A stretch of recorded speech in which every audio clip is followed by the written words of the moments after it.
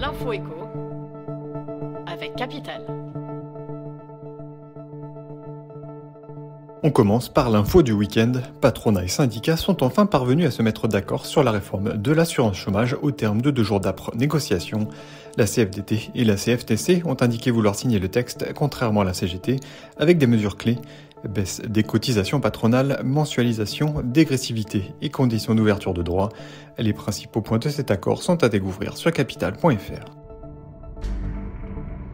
L'info pratique du jour concerne l'investissement dans l'immobilier.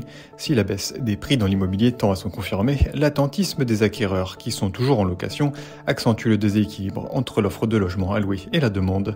Les loyers augmentent donc dans le pays et galopent même dans certaines villes. Une mauvaise nouvelle pour ceux qui cherchent, mais une bonne pour les investisseurs. Retrouvez sur notre site les 5 villes où les loyers et les rendements sont en hausse. La question du jour, comment les villes côtières se préparent à l'élévation du niveau de la mer ?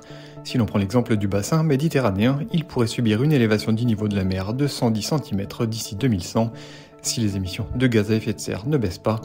Dans les années à venir, des millions de personnes seront touchées par des submersions, inondations, cyclones ou tempêtes.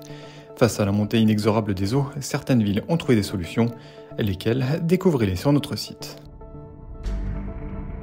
Et on termine par la bonne nouvelle pour certains propriétaires. Il est possible d'être exonéré de taxes foncières en cas de travaux de rénovation énergétique dans son bien. Face à une taxe qui a bondi dans bon nombre de villes cette année, des communes exonèrent partiellement ou totalement les propriétaires de cette taxe pendant 3 ans.